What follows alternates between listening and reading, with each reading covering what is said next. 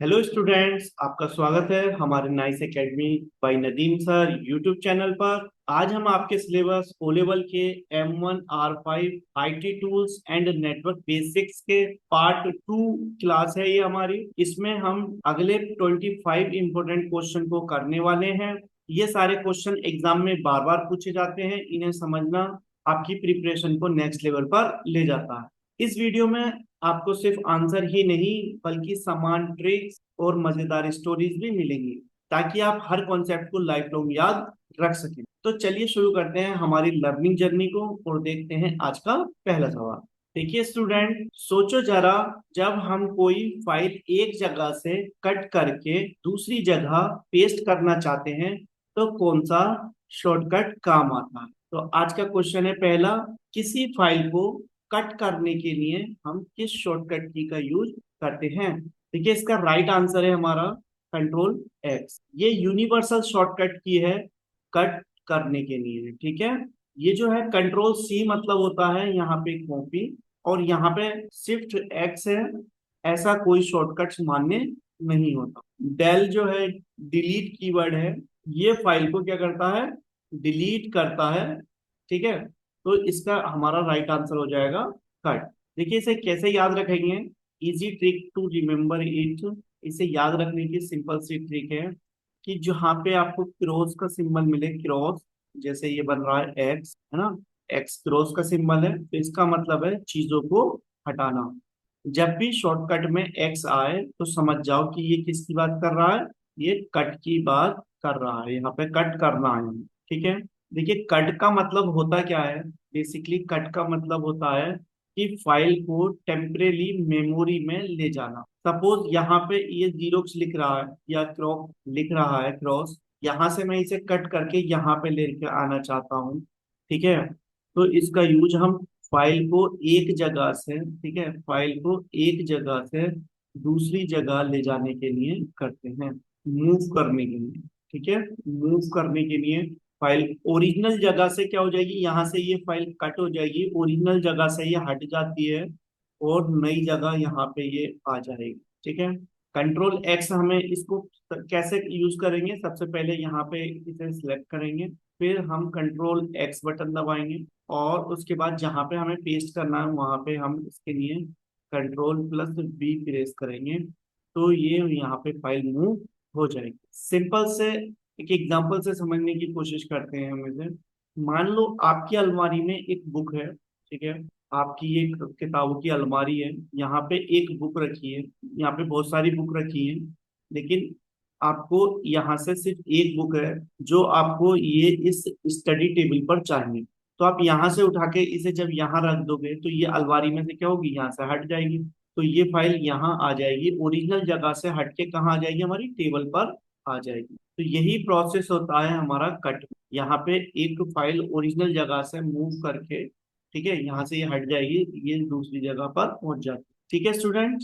अब चलते हैं हम अगले सवाल की ओर, क्वेश्चन नंबर 27। अब सोचो जरा, जब हम कैलकुलेटर चलाते हैं, MS वर्ड में टाइपिंग करते हैं या हम व्हाट्सएप यूज करते हैं, तो ये सारे प्रोग्राम, है ना, MS वर्ड हो गया, व्हाट्सएप हो गया, ये सारे प्रोग्राम किस कैटेगरी में आते हैं।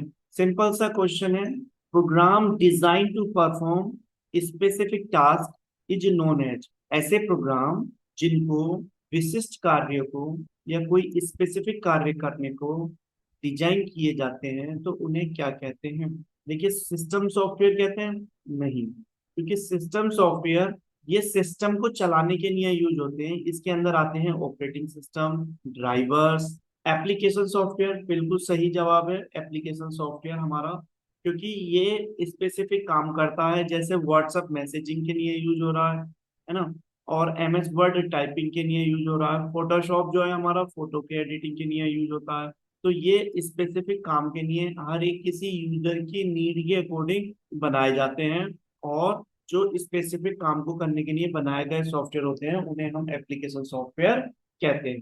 फर्मवेयर सॉफ्टवेयर ये एम्बेडेड डिवाइस में यूज होते हैं। बीटा सॉफ्टवेयर, देखिए बीटा टेस्टिंग, ये टेस्टिंग स्टेज में जब हमारा कोई लॉन्च होता है, जैसे व्हाट्सएप नया लॉन्च होगा तो पहले इसका बीटा वर्जन तैयार किया जाएगा, ठीक है, ताकि ये टेस्टिंग फेज में होता है। तो टेस्टिंग स्टेज के सॉफ्टवेयर को हम बीटा सॉफ्टवेयर कहते हैं। जो नए सॉफ्टवेयर आते हैं पहले उनकी टेस्टिंग होती है, उन सॉफ्टवेयर को बीटा स्टेज सॉफ्टवेयर कहते हैं। देखिए इसे आप कैसे याद रखेंगे, इजी ट्रिक्स जो है मैं यहाँ पे आपको शेयर कर देता हूँ। क्या ट्रिक रहेगी, सिंपल। देखिए एप्लीकेशन का मतलब है यहाँ पे, application is equal to apply on specific type. क्या करना है, अप्लाई करना है आपको काय पे, specific task. Specific task, specific task क्या होता है, कोई भी एक स्पेशल काम। जैसे फोटोशॉप है तो इसका क्या काम है, फोटो को एडिट करना। एमएस वर्ड है, इसका क्या काम है, टाइपिंग करना। व्हाट्सएप है, इसका क्या काम है, मैसेज भेजना। तो अप्लाई क्या हो रहा है, ये ऑन स्पेसिफिक टास्क, यानी ऐसा सॉफ्टवेयर जो किसी खास काम के लिए बनाया गया। देखिए एप्लीकेशन सॉफ्टवेयर वह सॉफ्टवेयर होते हैं, अगर हम इसकी डेफिनेशन की बात करें, जो किसी खास काम या यूजर की रिक्वायरमेंट को पूरा करने के लिए बनाए जाए, ताकि यूजर अपनी डेली लाइफ एक्टिविटीज को आसानी से कर सके। जैसे टाइपिंग करना, कैलकुलेशन करना, डिजाइनिंग करना। इन्हें इंस्टॉल करके चलाया जा सकता है अपने लैपटॉप में, मोबाइल फोन में। MS word, tally, Photoshop, Chrome आदि ये ऑपरेटिंग सिस्टम के ऊपर रन करते हैं। मान लो आपके घर में अलग अलग बहुत सारे टूल्स हैं, लेकिन आपको सब्जी काटने के लिए सिर्फ नाइफ की जरूरत होती है ना। एक सीजर जो है उससे सब्जी नहीं काट सकते, सीजर का यूज कपड़ा काटने के लिए करते हैं। हर टूल का अपना एक खास काम होता है। ठीक वैसे ही एप्लीकेशन सॉफ्टवेयर हर काम के लिए अलग अलग स्पेसिफिक आते हैं। ठीक है स्टूडेंट्स, तो चलो अब अगले सवाल की ओर चलते हैं। स्टूडेंट्स सोचो जरा, अगर आप इंग्लिश बोल रहे हो और सामने वाला सिर्फ हिंदी समझता है, तो बीच में कौन ट्रांसलेट करेगा। बिल्कुल वैसे ही हाई लेवल लैंग्वेज को मशीन लैंग्वेज में कौन कन्वर्ट करता है। इस क्वेश्चन में पूछा गया है कि हाई लेवल लैंग्वेज है ना, निम्नलिखित में से, ये कई सारे ऑप्शन आपके सामने दिए गए हैं, निम्नलिखित में से कौन हाई लेवल लैंग्वेज में लिखे गए प्रोग्राम को मशीन कोड में ट्रांसलेट करता है। तो देखिए वो जो सॉफ्टवेयर होता है वो हमारा बेसिकली उसे ट्रांसलेटर तो कहते हैं, लेकिन उसका नाम है कंपाइलर। कंपाइलर एक ऐसा सॉफ्टवेयर होता है जो हाई लेवल प्रोग्राम को है ना, जो हाई लेवल लैंग्वेज में लिखा गया प्रोग्राम है। अब हाई लेवल लैंग्वेज कैसा होती है, सी, सी प्लस प्लस, जावा वगैरह, इन हाई लेवल लैंग्वेज में लिखे गए प्रोग्राम को लो लेवल लैंग्वेज यानी मशीन कोड में क्या करता है, ट्रांसलेट करता है। ये पूरे प्रोग्राम को एक बार में ट्रांसलेट कर देता है, पूरे प्रोग्राम को एक बार में ट्रांसलेट कर देता है। असेंबलर क्या करता है, ये असेंबलर जो होता है ये असेंबली लैंग्वेज को करता है। कन्वर्टर कुछ होता नहीं, ट्रांसलेटर होते हैं, कंपाइलर, असेंबलर, इंटरप्रेटर। तो यहाँ पे पूछा गया कि कौन हाई लेवल को लो लेवल में कर रहा है, तो वो कंपाइलर ही करता है। मान लीजिए आपके पास एक पूरी किताब इंग्लिश लैंग्वेज में, ठीक है, आपके पास एक बुक है, और बुक कौन सी लैंग्वेज में लिखी हुई है, ये फुल्ली इंग्लिश में लिखी हुई है। अब बुक के अंदर कम से कम 100 पेज होते हैं सपोज, ठीक है, और आपको उसे वो चाहिए, आपको हिंदी लैंग्वेज में। कौन सी लैंग्वेज में चाहिए, हिंदी लैंग्वेज में चाहिए। तो आप पूरी किताब को ट्रांसलेटर को देते हैं, और वो एक साथ पूरी किताब को क्या करता है, हिंदी में ट्रांसलेट कर देता है। यही काम कंपाइलर करता है, पूरे प्रोग्राम को एक बार में ट्रांसलेट करके मशीन कोड में चेंज कर दे। आई होप आपको ये क्वेश्चन समझ में आ रहे होंगे। अगर आपको कोई भी डाउट है तो नीचे कमेंट बॉक्स में कमेंट करके पूछ सकते हैं। तो चलिए अब अगले सवाल की ओर मूव करते हैं। स्टूडेंट सोचकर देखो, जब मोबाइल या कंप्यूटर चलाते हो तो कौन डिसाइड करता है कि प्रोसेसर कैसे काम करेगा, मेमोरी कहाँ यूज होगी, और इनपुट आउटपुट कैसे हैंडल होंगे। ये सब किसके हाथ में होता है, तो ऑपरेटिंग सिस्टम। क्वेश्चन में पूछा जा रहा है कि ऑपरेटिंग सिस्टम किस किस चीज के लिए रिस्पॉन्सिबल होता है। तो ऑपरेटिंग सिस्टम क्या करता है, manage the processor, manage the input output, manage the memory. ये सारे काम ऑपरेटिंग सिस्टम के द्वारा मैनेज किए जाते हैं। ऑपरेटिंग सिस्टम हमारा जो होता है ओएस, ये क्या करता है, बेसिकली इसे आप याद रख सकते हैं इस ट्रिक के थ्रू। ये मैनेजर होता है ऑफ कंप्यूटर। कंप्यूटर का मैनेजर कौन होता है, कंप्यूटर का मैनेज ऑपरेटिंग सिस्टम हो। मैनेजर हर कंपनी के अंदर मैनेजर का काम क्या होता है, वो हर एक डिपार्टमेंट को संभालता है। वैसे ही कंप्यूटर के अंदर ओएस का काम होता है कि ये प्रोसेसर को है ना, रिसोर्सेज को, इनपुट आउटपुट को, मेमोरी को, सिक्योरिटी को, फाइल्स को, है ना, इन सब को क्या करेगा, मैनेज करेगा। अगर हम बात करें कि ऑपरेटिंग सिस्टम है क्या, तो ऑपरेटिंग सिस्टम एक तरह का सिस्टम सॉफ्टवेयर होता है। ठीक है, सिस्टम सॉफ्टवेयर होता है जो पूरे कंप्यूटर सिस्टम को मैनेज करता है, ताकि कंप्यूटर स्मूथली, एफिशिएंटली और यूजर फ्रेंडली तरीके से काम कर सके। ये प्रोसेसर को भी मैनेज करता है ना, कौन सा प्रोग्राम कब रन होगा। मेमोरी को मैनेज करता है कि किस में, यानी कि जैसे कोई प्रोग्राम एग्जीक्यूट हो रहा है तो रैम को कितनी मेमोरी देनी है ना, हार्ड डिस्क में क्या होगा, तो मेमोरी को भी मैनेज करता है। इनपुट आउटपुट डिवाइस जैसे कीबोर्ड, माउस, प्रिंटर, उनको भी कंट्रोल करता है। चलिए इसे एक एग्जांपल के माध्यम से हम समझने की कोशिश करते हैं। मान लो एक स्कूल का प्रिंसिपल है ना, वो टीचर्स को मैनेज नहीं करते, बल्कि पूरा school system, teacher, student, time table और एग्जाम सब पर नजर रखते हैं। वैसे ही ऑपरेटिंग सिस्टम पूरे कंप्यूटर के हर एक पार्ट को मैनेज करते हैं। ठीक है, फैंटास्टिक। अब देखते हैं क्या आप अगले सवाल का सही जवाब दे पाते हैं। थैंक यू स्टूडेंट्स, आपने बाइनरी नंबर का नाम तो सुना ही होगा। बाइनरी लैंग्वेज जो होती है ये मशीन लैंग्वेज होती है जो सिर्फ 0 और 1 को यूज करती है। ठीक है, लेकिन जब आपको हेक्साडेसिमल नंबर में, है ना, इसको कन्वर्ट करना होता है बाइनरी से हेक्साडेसिमल में, तो बहुत ज्यादा कंफ्यूजन हो जाता है। चलो इसे आज एक आसान ट्रिक से मैं समझाने की कोशिश करता हूँ। क्वेश्चन में पूछा गया है कि hexadecimal number representation of the binary number given in base 2। जो बाइनरी नंबर होता है इसका जो बेस होता है वो 2 होता है। ठीक है, क्योंकि इसके अंदर 2 ही डिजिट होते हैं, इसलिए इसका बेस क्या होता है, 2 होता है।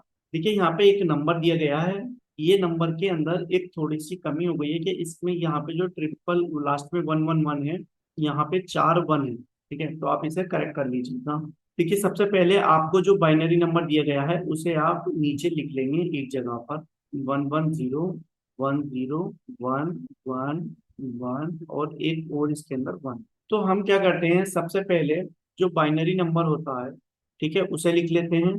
और बाइनरी नंबर के 4 बिट के हम ग्रुप बनाते हैं, 4 4 बिट के हम क्या बनाते हैं, ग्रुप बनाते हैं। जैसे ये एक ग्रुप हो जाएगा, फिर यहाँ पे ये एक ग्रुप हो जाएगा, बचा यहाँ पे सिंगल एक डिजिट। तो जब कोई सिंगल डिजिट बचता है या 2 या 3 होते हैं, तो उसके अंदर जितनी जरूरत पड़ती है उतने हम 0 ऐड कर लेते हैं लेफ्ट साइड। ये काम हम इधर से कर रहे हैं, राइट साइड से लेफ्ट साइड की तरफ कर रहे हैं। ठीक है, इधर की तरफ को चलना है आपको, लेफ्ट साइड की तरफ को चलना। पहले आपके पास 4 यहाँ पे 1 1 के ग्रुप हैं। ठीक है, तो आप क्या करेंगे, इसको सिंपल, यहाँ पे जो 4 है ये बाइनरी नंबर है, इसका जब आप डेसिमल निकालेंगे तो इसके नीचे 1 मान लेते हैं, इसके नीचे 2, इसके नीचे 4 और इसके नीचे 8।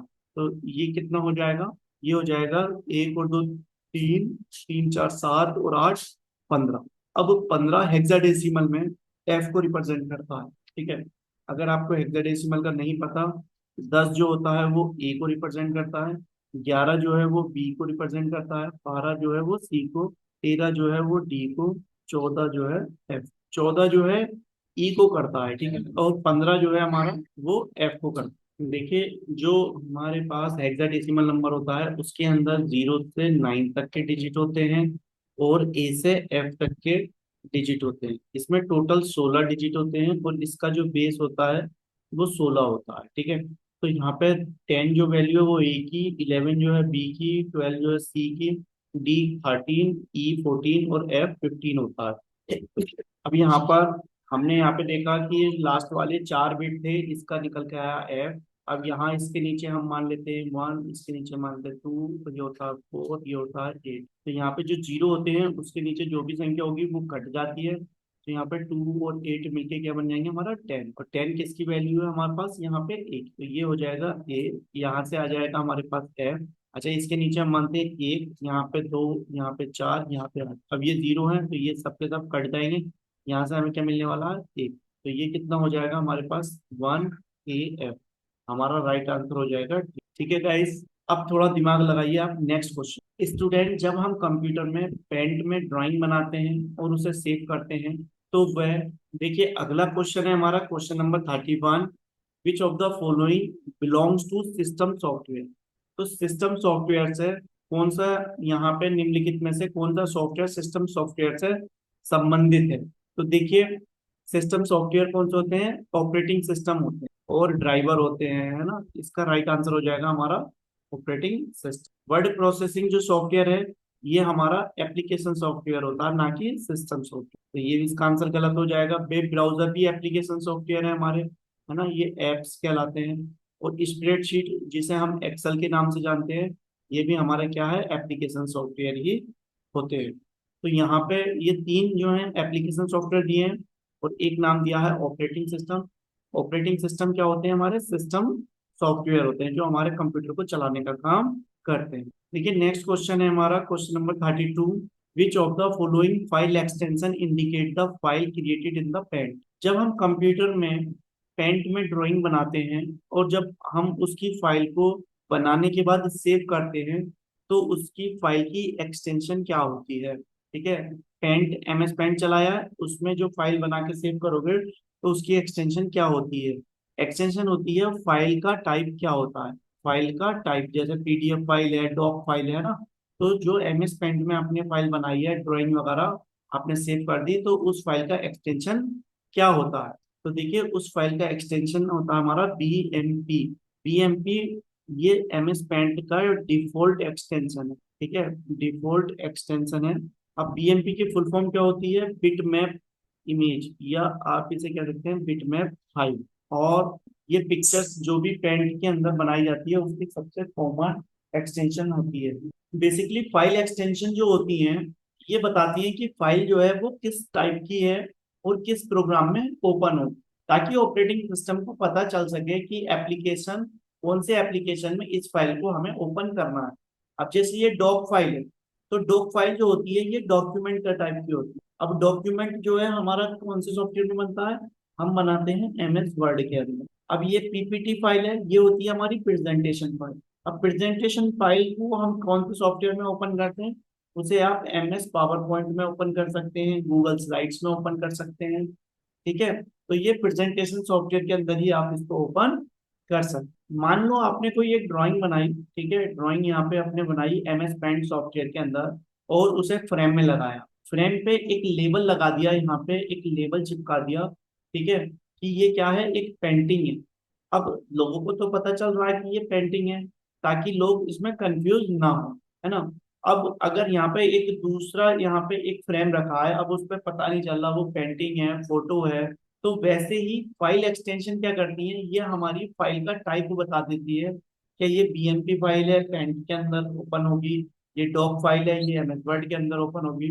तो ये बताती है कि फाइल को किस प्रोग्राम के अंदर ओपन करना है, या फाइल की पहचान को ये बताती है। इसका सही आंसर है हमारा बीएम। चलिए अब देखते हैं अगला इंपॉर्टेंट क्वेश्चन। स्टूडेंट सोचो, अगर आपके कंप्यूटर में पता करना है कि फोल्डर के अंदर कौन कौन सी फाइल रखी है, तो डोस में आप कौन सी कमांड का इस्तेमाल करेंगे। यहाँ पे क्वेश्चन में पूछा गया है कि किसी फाइल की लिस्ट करने के लिए डोस की कौन सी कमांड है। कहने का मतलब ये है कि हमें ये पता लगाना है कि एक फोल्डर है, और एक फोल्डर के अंदर, ठीक है, फोल्डर में बहुत सारी फाइल्स हो सकती हैं।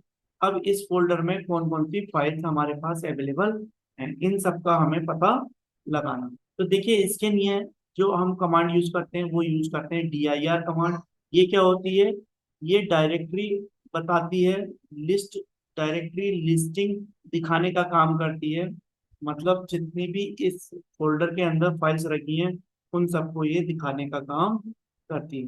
डायरेक्टरी लिस्टिंग का मतलब है फोल्डर की लिस्ट। डायरेक्टरी जो बोला जाता है विंडोज के अंदर, वो फोल्डर को बोला जाता है। तो फोल्डर की ये पूरी की पूरी लिस्ट दिखाता है। जैसे हमारे मोबाइल में कॉन्टेक्ट लिस्ट होती है, पूरे सभी लोगों के कॉन्टेक्ट होते हैं, वैसे ही यहाँ पे फोल्डर की लिस्ट होती है। इसके अंदर जो फोल्डर में फाइल्स हैं, या उसके अंदर दूसरे सब फोल्डर हैं, तो उन सबको दिखाता है। उसके लिए हम कौन सी कमांड यूज करेंगे, dir कमांड का यूज करते हैं। अच्छा, ये जो md कमांड है ये क्या करती है, ये मेक डायरेक्टरी होती है, ये डायरेक्टरी को बनाने का काम करती है, ना कि दिखाने का काम करती है। ये cd कमांड होती है, ये क्या करती है, ये चेंज डायरेक्टरी का काम करती है। ठीक है, चेंज डायरेक्टरी का काम करती है।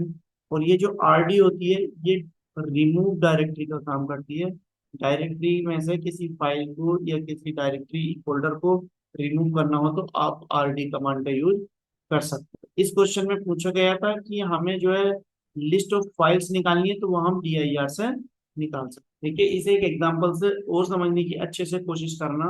मान लो आपके घर पे एक अलमारी है, आपने अलमारी खोली और आप ये जानना चाहते हैं कि उसके अंदर कौन कौन सी बुक्स रखी हैं।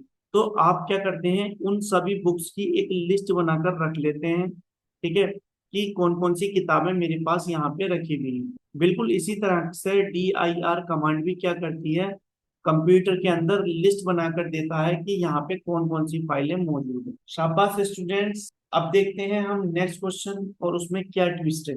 स्टूडेंट, जब भी हम इंटरनेट पे कोई फोटो देखते हैं अक्सर उसके पीछे .gif या .jpeg लिखा होता है। तो क्या आपने सोचा है ये किसके एग्जाम्पल हैं? तो .gif और जेपीजी जो फाइलें हैं वो किसके उदाहरण हैं? देखिए, ये जो दोनों उदाहरण हैं ये हमारे इमेज फाइल से रिलेटेड है, ठीक है। ये GIF और .jpg जो होती हैं ये इमेज फाइल होती हैं, ठीक है। ये जो गिफ फाइल है हमारे पास, ये वाली गिफ फाइल को हम कहते हैं मूविंग इमेजेस। ऐसी इमेज जिसके अंदर मूवमेंट होता है, ठीक है, या इन्हें हम एनिमेशन के नाम से भी जानते हैं। जो आपने देखा होगा गुड मॉर्निंग वगैरह के जो मैसेजेस आते हैं हमारे पास, तो वो कैसे होते हैं, गिफ फाइल होती है। गिफ की जो फुल फॉर्म होती है ये होती है हमारे पास ग्राफिक इंटरचेंज फॉर्मेट। क्या होती है? Graphic interchange format. देखिए इसकी फुल फॉर्म आपको पता होना चाहिए, इंटरचेंज फॉर्मेट। इसके बाद में यहाँ पे .jpg जो फाइलें हैं, ये फाइलें ये group joint photo expert group होती हैं। यानी कि ये वो फाइलें होती हैं जो आपकी इमेज होती हैं। जैसे आपने कैमरे से फोटो क्लिक की या आपने कहीं से डाउनलोड की नेट से, है ना, तो JPEG बोलते थे, क्या बोलते हैं, JPEG बोलते हैं। इसकी फुल फॉर्म होती है ज्वाइंट फोटोग्राफ एक्सपर्ट ग्रुप। ये दोनों ही फाइल्स इमेज फाइल्स फॉर्मेट को सेव करने के लिए यूज किए जाते हैं। मान लो आप अपने मोबाइल में सेल्फी खींचते हैं, ठीक है, आपने सेल्फी वगैरह खींची होगी। सेल्फी खींचते हैं और आप अपने मोबाइल में मीम्स भी सेव करते हैं। तो जो सेल्फी होती हैं वो मोस्टली JPG फाइल होती हैं आपकी, .jpg कह सकते हैं। और जो मीम्स होते हैं वो .gif फाइल होती है। दोनों ही पिक्चर्स के टाइप हैं, ये इमेज के एग्जाम्पल। चलिए अब एक चलते हैं अगले एक फ्रेश सवाल की तरफ। देखिए स्टूडेंट्स, आपने कंप्यूटर के अंदर कैलकुलेटर नाम के सॉफ्टवेयर का तो यूज किया ही होगा। क्या आप जानते हैं कि उसमें सिर्फ कैलकुलेशन करने के लिए ही नहीं, अलग अलग मोड भी होते हैं? तो इन्हें डिटेल में समझते हैं। क्वेश्चन में पूछा गया है कि कंप्यूटर कैलकुलेटर में गणना करने के लिए कितने तरीके हैं या कितने मोड अवेलेबल हैं। तो देखिए, नॉर्मल जो कैलकुलेटर होता है हमारा, उसमें सिर्फ आप जोड़ घटाना ये काम कर सकते हैं।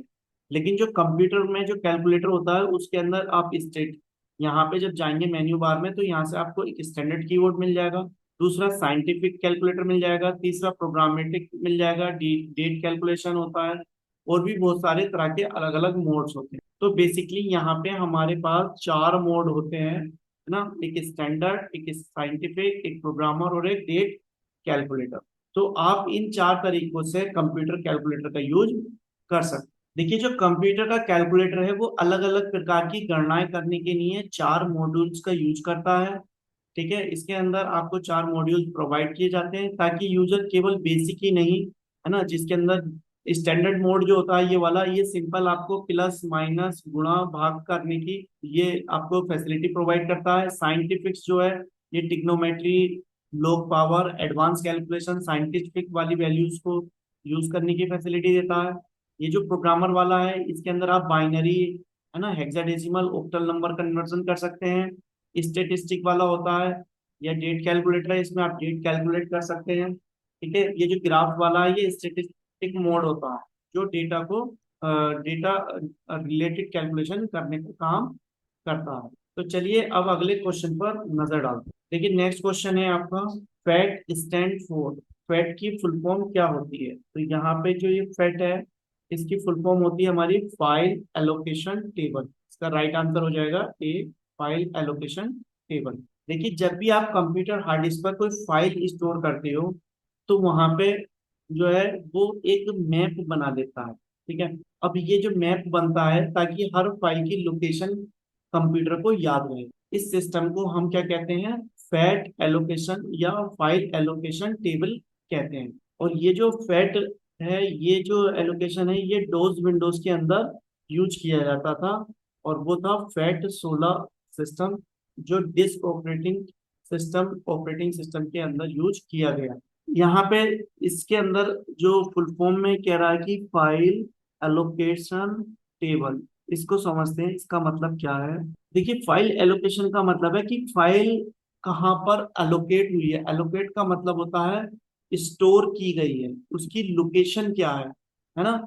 यानी फाइल्स कहाँ कहाँ पर हमारी स्टोर हुई हैं, उसकी पूरी एक क्या कर देगा, टेबल बना के आपको दे देगा। बेसिकली ये है क्या, देखिए फाइल एलोकेशन जो टेबल है ये एक प्रकार का डेटा स्ट्रक्चर है। डेटा स्ट्रक्चर आपने अगर नहीं पढ़े हैं तो आप इनको पढ़ लीजिएगा। डेटा स्ट्रक्चर ही हमारे डेटा को स्टोर करने का स्ट्रक्चर बनाते हैं। ये क्या बताते हैं कि हार्ड डिस्क में, जो हमारे कंप्यूटर की हार्ड डिस्क होती है जिसके अंदर डेटा सेव होता है, ठीक है, हार्ड डिस्क पर कौन सी फाइल किस जगह पर लोकेट हुई है, ठीक है, ताकि ऑपरेटिंग सिस्टम, जो हमारा ऑपरेटिंग सिस्टम होता है विंडोज, उसे आसानी से फाइल को लोकेट कर सके और यूजर को तुरंत उस फाइल का एक्सेस मिल सके, वो यूज कर सके। जब कोई आप फाइल सेव करते हो तो फैट क्या करता है, उसे उसके लिए एक टेबल के अंदर एक एंट्री बना देता है, ठीक है, जिसमें उसका क्लस्टर नंबर, ये क्लस्टर नंबर होता है।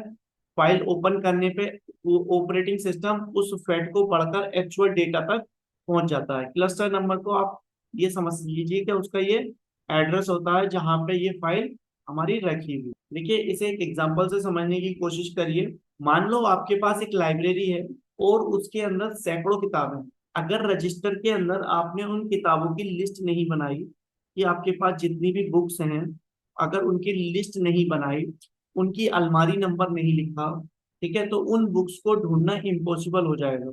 वैसे ही रजिस्टर एक फाइल एलोकेशन टेबल फैट की तरह काम करता है, जिसके अंदर हम हमारे कंप्यूटर में जितनी भी फाइलें हैं वो कहाँ रखी हैं, उनकी लोकेशन को हम लिख के रखते हैं। आई होप गाइस आपको ये फैक्ट का फुल फॉर्म समझ में आया होगा, और ये पूरा जो इसका कॉन्सेप्ट है वो समझ में आया होगा। अगर आपका कोई भी डाउट है तो नीचे कमेंट बॉक्स में कमेंट करके आप पूछ सकते हैं। अब देखते हैं क्या आप इस अगले सवाल का सही जवाब दे पाते हैं कि नहीं दे पाते। देखिए, अगला सवाल जो है आपका ये लाइनेक्स ऑपरेटिंग सिस्टम से है। आपने लाइनेक्स ऑपरेटिंग सिस्टम का तो नाम जरूर सुना होगा। ये क्या है, ये एक लैंग्वेज है, ये एक सॉफ्टवेयर है, या कोई और है, बताइए। तो देखिए, जो लाइनेक्स है ये एक प्रकार का ऑपरेटिंग सिस्टम है, ओएस है, ठीक है। अब ये जो ऑपरेटिंग सिस्टम है ये कैसा ऑपरेटिंग सिस्टम है, ये open source operating system. Open source operating system वह ओपन सॉफ्टवेयर होते हैं जो आप इंटरनेट से फ्री में डाउनलोड कर सकते हैं, इनको यूज कर सकते हैं, और इनके सोर्स कोड के अंदर आप मॉडिफाई भी कर सकते हैं। तो ये कंपाइलर तो है नहीं, है ना, इसका राइट आंसर क्या हो जाएगा, ऑपरेटिंग सिस्टम। लाइनेक्स जो है एक ऑपरेटिंग सिस्टम है, यूटिलिटी सॉफ्टवेयर भी नहीं है, एप्लीकेशन सॉफ्टवेयर भी नहीं।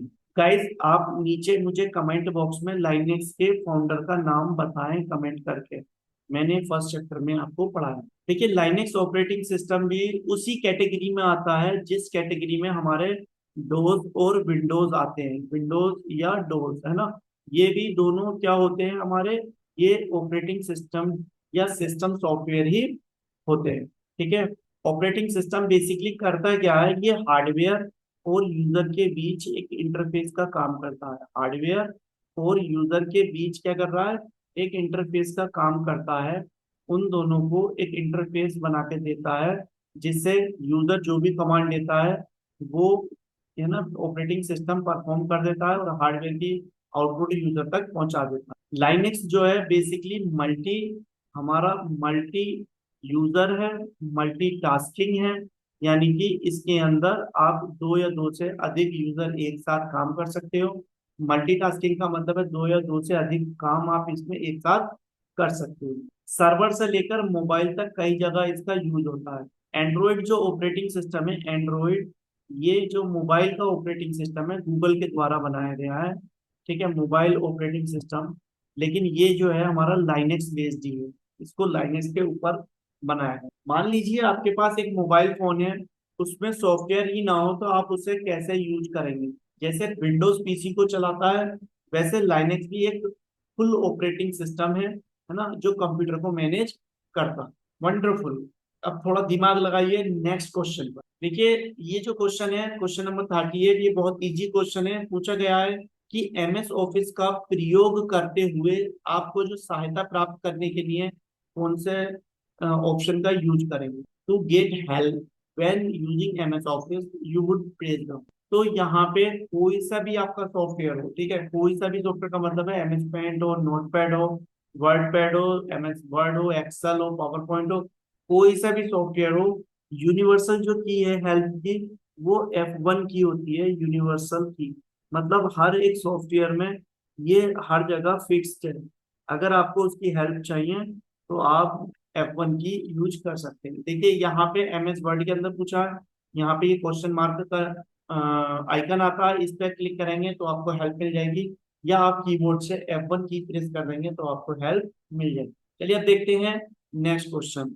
Is known as a high level language, निम्नलिखित में से हम किसे हाई लेवल लैंग्वेज के रूप में जानते हैं। देखिए जो विंडोज 7 है ये एक ऑपरेटिंग सिस्टम होता है, ना कि हाई लेवल लैंग्वेज। लाइनेक्स क्या है, लाइनेक्स भी एक तरह का क्या है, ऑपरेटिंग सिस्टम है, ना कि लैंग्वेज है। यहाँ पे जावा जो है, जावा क्या है, जावा एक हाई लेवल प्रोग्रामिंग लैंग्वेज है, ठीक है। और ये बहुत सारे गेमिंग्स में, बड़े बड़े सॉफ्टवेयर डेवलप करने में यूज की जाती है। देखिए जावा के बारे में मैं आपको कुछ जानकारी दे देता हूँ कि जो जावा प्रोग्रामिंग लैंग्वेज है इसे एवरग्रीन लैंग्वेज भी कहा जाता है, ठीक है, एवरग्रीन लैंग्वेज भी कहा जाता है, क्योंकि जावा के अंदर बना प्रोग्राम हर एक विंडोज में चल जाता है। इसे प्लेटफॉर्म इंडिपेंडेंट भी कहते हैं। क्या कहते हैं? प्लेटफॉर्म इंडिपेंडेंट, यानी कि ये प्लेटफॉर्म पे डिपेंडेंट नहीं करती है, इंडिपेंडेंट। इसके अंदर वो बना हुआ सॉफ्टवेयर आप विंडोज पे चला सकते हो, है ना, मैक पे चला सकते हो। इसका बना सॉफ्टवेयर आप लाइनेक्स में भी चला सकते हो। तो ये प्लेटफॉर्म डिपेंडेंट नहीं है। जावा लैंग्वेज को जो बनाने वाले हैं, इसके जो फाउंडर हैं या इसको जो बनाया है ना, इन्वेंटर है, उनका नाम है जेम्स गोथलिंग। देखिए ये भी कई बार आपके एग्जाम में पूछा जाता है, जेम्स गोथलिंग, इसका नाम याद रखेंगे, ठीक है। एप्पल जो है ये एक सॉफ्टवेयर कंपनी है, मोबाइल कंपनी है, लैपटॉप बनाती है, मोबाइल बनाती है, तो ये भी इसका आंसर नहीं है। इसका राइट आंसर हो जाएगा हमारा जावा। नेक्स्ट क्वेश्चन है हमारे पास। स्टूडेंट्स आप सोचो जरा, अगर आपके पास बहुत सारी फाइल्स हैं, ठीक है, आपके पास बहुत सारी फाइल्स अवेलेबल है और उन्हें आपने ऐसे ही बिखर कर रख दिया है, उन्हें किसी भी जगह आप अगर ऑर्गेनाइज कर नहीं करोगे, तो कंप्यूटर में फाइल को व्यवस्थित करने के लिए हम कौन से सॉफ्टवेयर का यूज करते हैं। देखिए नेक्स्ट क्वेश्चन है क्वेश्चन नंबर 14। स्टूडेंट सोचो जरा, अगर आपके पास बहुत सारी फाइल्स हैं, ठीक है, आप उन्हें ऐसे ही बिखरा कर रख दोगे या किसी जगह पर उन्हें ऑर्गेनाइज करके रखोगे। कंप्यूटर के अंदर फाइलों को व्यवस्थित करने के लिए, उनको ऑर्गेनाइज करने के लिए हम किस सॉफ्टवेयर का या किस टूल्स का इस्तेमाल करते हैं। देखिए आर्काइव जो होते हैं ये फाइलों के बैकअप स्टोरेज के लिए यूज किए जाते हैं, ठीक है, बैकअप स्टोरेज के लिए यूज किए जाते हैं। जो फोल्डर्स का हम इस्तेमाल करते हैं फाइल्स और फोल्डर को मैनेज करने के लिए, फाइल्स और फोल्डर को मैनेज करने के लिए हम फोल्डर का इस्तेमाल करते हैं। इंडेक्सिंग जो होती है ये सर्चिंग के लिए होती है, ठीक है, सर्चिंग में इसका यूज किया जाता है, इसका आंसर नहीं है। लिस्ट जो है ये लॉजिकल ग्रुपिंग करती है, फाइल को स्टोरेज नहीं करनी यूज। देखिए रियल लाइफ में आप हमेशा जो फाइलें होती हैं ना, जैसे कि आपके बहुत सारे अलग अलग काम की अलग अलग फाइल होंगी। जब डॉक्टर के पास जाते हैं तो रिपोर्ट्स की हमारे पास एक फाइल होती है, जिसके अंदर ब्लड रिपोर्ट्स, है ना, एक्सरे, सीटी स्कैन, सारे हमारे जो डॉक्यूमेंट्स होते हैं वो रखे जाते हैं। तो कंप्यूटर भी उसी प्रिंसिपल को फॉलो करता है कि जैसे आप उन सारी रिपोर्ट्स को क्या करते हो, एक एनवलप के अंदर डाल के रखते हो, तो वैसे ही यहाँ पे बहुत सारी फाइलों को हम एक इस एनवलप, ये इस तरह के आइकन्स, इसे क्या कहते हैं, फोल्डर नामक आइकन के अंदर हम डाल देते हैं। ये क्या है, फोल्डर जो होता है ये एक तरह का बॉक्स होता है, कंटेनर की तरह काम करता है, जिसमें हम बहुत सारी फाइल्स है या इसके अंदर सब फोल्डर भी बना सकते हैं, ताकि फाइल्स को हम सिस्टमेटिकली अरेंज कर सकें और उन्हें आसानी से सर्च कर सकें। जब आप किसी फाइल्स को फोल्डर के अंदर सेव करते हैं तो ऑपरेटिंग सिस्टम उस फाइल्स को उस फोल्डर से क्या कर देता है, लिंक कर देता है, जोड़ देता है। यूजर फोल्डर को ओपन करके, जैसे ये वाला फोल्डर आप ओपन करोगे तो इसके अंदर जितनी भी फाइल होंगी वो उन सारी फाइलों को आप एक्सेस कर सकते हो। एक्सेस का मतलब होता है उनको आप यूज कर सकते हो। ठीक है, इसे एक एग्जांपल से मैं समझाने की कोशिश करता हूँ। मान लो आपके पास घर में बहुत सारे इंपॉर्टेंट पेपर हैं आपके घर पे, है ना, जैसे कि आपके पास ये डॉक्टर की रिपोर्ट्स है। अगर आप उन्हें अलग अलग जगह पे रख दोगे, ठीक है, मान लीजिए एक्सरा आपने कहीं अलग जगह पे रख दिया, ब्लड रिपोर्ट आप कहीं अलग जगह पे रख दी, ठीक है, जब आप डॉक्टर के पास फॉलोअप के लिए जाओगे तो आपको वो सारे फोल्डर एक ही फाइल में अगर रखे होते तो आसानी से आप उसे डायरेक्ट उठाते और चल देते। अब आपको अलग अलग ढूंढना है, अब उनको ढूंढने में आपका बहुत सारा टाइम वेस्ट होगा।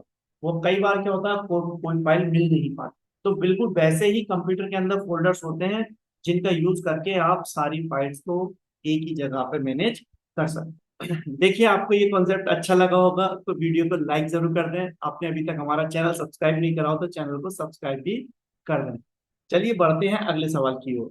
देखिए टाइप्स ऑफ सॉफ्टवेयर, कितने प्रकार के हमारे पास सॉफ्टवेयर होते हैं। तो सॉफ्टवेयर के बेसिकली दो ही प्रकार है, सबसे मेन कैटेगरी जो है दो कैटेगरी में डिवाइड किया। फर्स्ट है सिस्टम सॉफ्टवेयर और सेकंड है हमारा एप्लीकेशन सॉफ्टवेयर। जो सिस्टम सॉफ्टवेयर होते हैं इसके अंदर हमारे पास आ जाते हैं ऑपरेटिंग सिस्टम, डिवाइस ड्राइवर्स, है ना।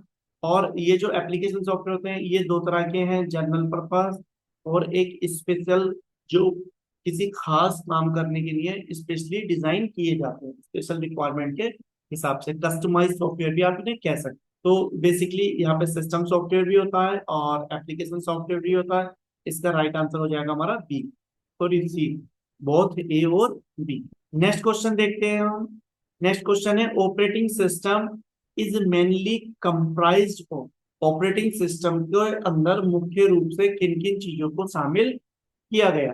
क्योंकि जो ऑपरेटिंग सिस्टम होता है ये बेसिकली सिस्टम प्रोग्राम होता है, या सिस्टम के जो है प्रोग्राम होता है। इसके अंदर हार्डवेयर को मैनेज करने के लिए और यूजर के प्रोग्राम होते हैं, ठीक है, यूजर द्वारा जो यूजर चला सके उसके लिए प्रोग्राम होते हैं।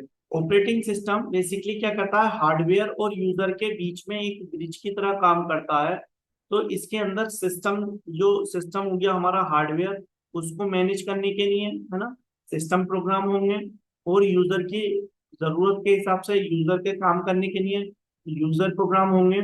तो यहाँ पे यूजर प्रोग्राम और सिस्टम प्रोग्राम, इन दोनों से मिलके हमारा क्या बनता है, मेन ऑपरेटिंग सिस्टम बनता है। तो इसका आंसर हो जाएगा डी, ए और बी। देखिए ऑपरेटिंग सिस्टम जो है ये बेसिकली एक सिस्टम सॉफ्टवेयर है और कंप्यूटर को चलाने के लिए, यूजर को सर्विस प्रोवाइड करने के लिए प्रोग्राम से मिलकर बनाया जाता है। क्योंकि सिर्फ सिस्टम को मैनेज करने से, है ना, मैनेज करना काफी नहीं है, यूजर के काम को आसान बनाना भी जरूरी है। तो जो सिस्टम प्रोग्राम है हमारे, जैसे कि हार्डवेयर प्रोसेसेस, प्रोसेस मैनेजमेंट, है ना, मेमोरी मैनेजमेंट, इनपुट डिवाइसेस आदि को मैनेज करने का काम वो सिस्टम प्रोग्राम देखता है। और यूजर और सर्विसेज के लिए हमारे पास उनको एप्लीकेशन को यूज करने के लिए एक इंटरफेस प्रोवाइड करता है, वो काम यूजर प्रोग्राम के अंदर आता है। इसको एक एग्जांपल से समझने की कोशिश करना। मान लो आपके घर पर इलेक्ट्रिसिटी का पूरा सेटअप है, जैसे सिस्टम प्रोग्राम ये पूरा सेटअप है, लेकिन अगर स्विच बोर्ड ना हो और बटन ना हो, तो जो इसके अंदर बटन है वो यूजर के प्रोग्राम है। अगर आप लाइट या फैन चला ही नहीं पाएंगे तो दोनों का होना जरूरी है। अगर आपको फैन ऑन करना है तो उसके लिए एक स्विच लगाया जाता है, अगर ये स्विच ना हो तो आप फैन ऑन ही नहीं कर पाएंगे। वैसे ही सिस्टम सॉफ्टवेयर में अगर यूजर के प्रोग्राम ना हो, जैसे कैलकुलेटर ना हो, ठीक है, कैलकुलेटर अगर ना हो तो आप उसके अंदर जोड़ने का काम कर ही नहीं सकते। जैसे 5 और +10, अब ये जोड़ के तो हमारा सीपीयू देता है, लेकिन इसके लिए प्रोग्राम कहाँ है, कैलकुलेटर है। तो जैसे ही हम स्विच ऑन करते हैं फैन चालू हो जाता है, वैसे ही कैलकुलेटर में हम प्लस दबाते हैं माइनस दबाते हैं तो हमारा सीपीयू जोड़ का घटा का काम करके दे देता। तो दोनों का, सिस्टम प्रोग्राम का और यूजर प्रोग्राम का, दोनों का ऑपरेटिंग सिस्टम के अंदर होना बहुत जरूरी होता है। चलिए अब देखते हैं क्या आप इसके अगले सवाल का जवाब दे पाते हैं कि नहीं। अगर आपको इसका आंसर आता है तो आप नीचे कमेंट बॉक्स में कमेंट करके बता सकते हैं। देखिए स्टूडेंट, जब भी आप कंप्यूटर में फाइल्स और फोल्डर को खोलते हो या ड्रैग एंड ड्रॉप करते हो या आइकन देखते हो, क्या आपने सोचा है इसका, यहाँ पे विंडोज के अंदर क्या होते हैं, आइकन होते हैं प्लस फोल्डर्स होते हैं, ठीक है। प्लस जिसे हम माउस से क्या कर सकते हो, क्लिक कर सकते हैं। इनको माउस से क्लिक किया जा सकता है। तो ये जो होते हैं ये सब ग्राफिकल यूजर इंटरफेस के अंतर्गत आते हैं। इसे हम क्या कहते हैं, जीयूआई कहते हैं। और ये सब विंडो एक्सप्लोरर के अंदर आपको दिखता है। जैसे यहाँ पे देखिए डेस्कटॉप का यहाँ पे ये आइकन दिख रहा है छोटा सा, यहाँ पे ये लाइब्रेरी का आइकन है ना, ये नेटवर्क का आइकन है, यहाँ पे ये फोल्डर्स बन रहा है डाउनलोड का, है ना, यहाँ पे ये ड्राइव है। तो ये सब क्या है, आइकन्स हैं और फोल्डर बन रहे हैं। हम इस पे किसी पे भी क्या कर सकते हैं, माउस से क्लिक करके उसको यूज कर सकते हैं। तो ये जो इंटरफेस दिखाई दे रहा है यही इंटरफेस हमारा क्या कहलाता है, जीयूआई इंटरफेस।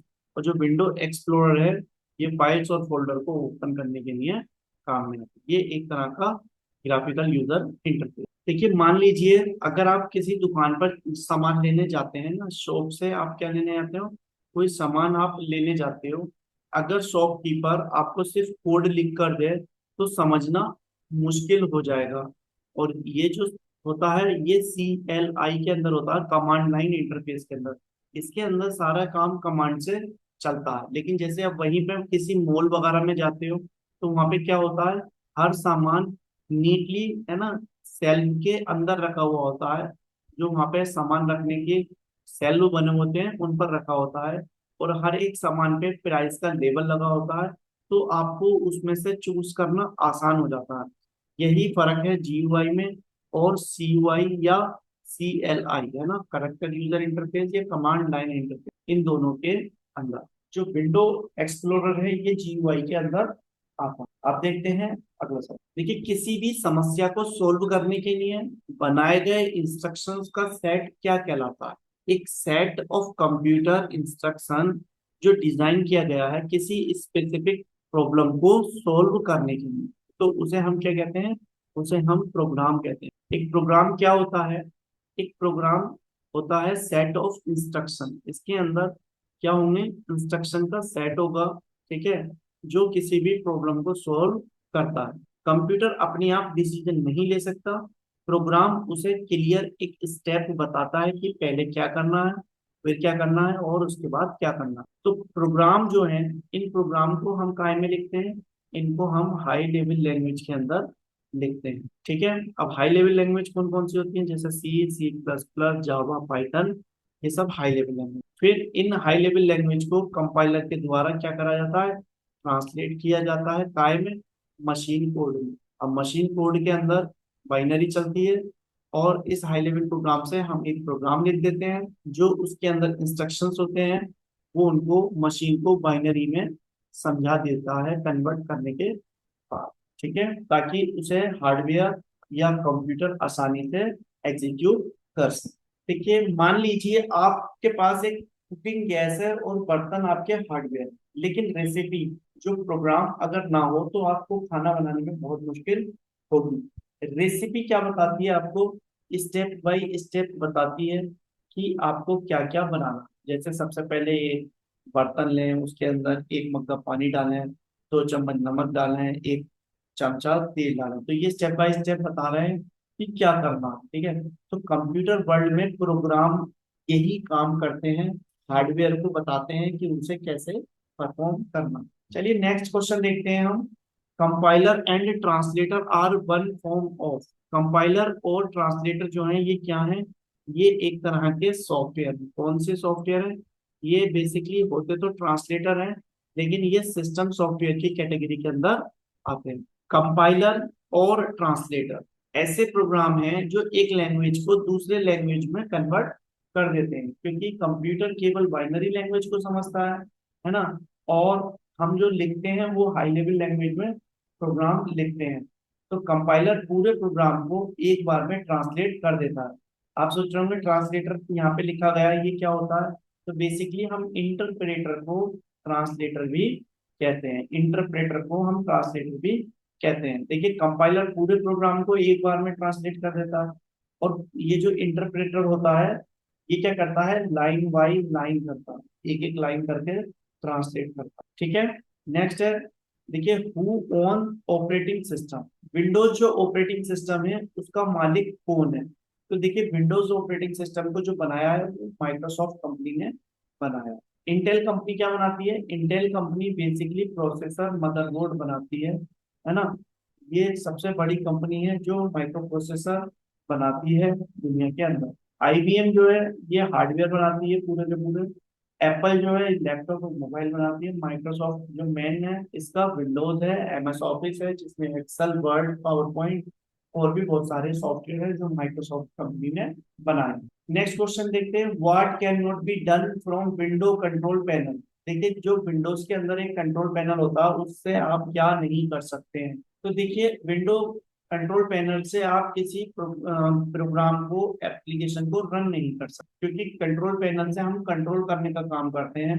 जैसे कि हमें उसके अंदर फॉन्ट ऐड करने हैं, प्रिंटर को कॉन्फ़िगरेशन करना है, किसी एप्लीकेशन को इंस्टॉल करना है, किसी एप्लीकेशन को अनइंस्टॉल करना है, रिमूव करना है ना। तो ये सारे काम आप कर सकते हो, लेकिन वहां से किसी एप्लीकेशन को चला नहीं सकते। नेक्स्ट क्वेश्चन है हमारे पास, which of the following operating system does not implement multitasking. तो देखिए मल्टीटास्किंग क्या होती है? दो या दो से अधिक काम एक समय पर करना। तो ये काम एमएस डोस के अंदर नहीं होता। एमएस डोस क्या है? एक डिस्क ऑपरेटिंग सिस्टम है, माइक्रोसॉफ्ट कंपनी के द्वारा बनाया गया है। ये basically single user single tasking का क्या है? सिंगल यूजर और सिंगल टास्किंग है। एक यूजर और एक ही समय में एक टास्क किया जा सकता है। ठीक है। नेक्स्ट क्वेश्चन देखते हैं हम, the most important system software of computer is. वो जो मोस्ट इंपोर्टेंट कंप्यूटर सॉफ्टवेयर होते हैं वो होते हैं हमारे ऑपरेटिंग सिस्टम, क्योंकि ऑपरेटिंग सिस्टम ही हमारे कंप्यूटर सिस्टम को चलाते हैं। बिना इसके कोई भी एप्लीकेशन सॉफ्टवेयर नहीं चलेगा। ऑपरेटिंग सिस्टम यूजर और हार्डवेयर दोनों के बीच में क्या करते हैं? ये इंटरफेस प्रोवाइड करते हैं। उन दोनों के बीच एक आपको इंटरफेस मिलेगा जहां पे यूजर क्या करता है, एप्लीकेशन इंस्टॉल करके अपने स्पेसिफिक काम को कर लेते हैं। देखिए आज की क्लास का ये लास्ट क्वेश्चन है, एक्सेस टाइम क्या होता है। अब एक्सेस टाइम क्या है? देखिए बेसिकली किसी भी चीज को है ना एक्सेस करने में लगा समय, वो उसका एक्सेस टाइम लग कहलाता है। अब हम जो है कैसे एक्सेस करेंगे?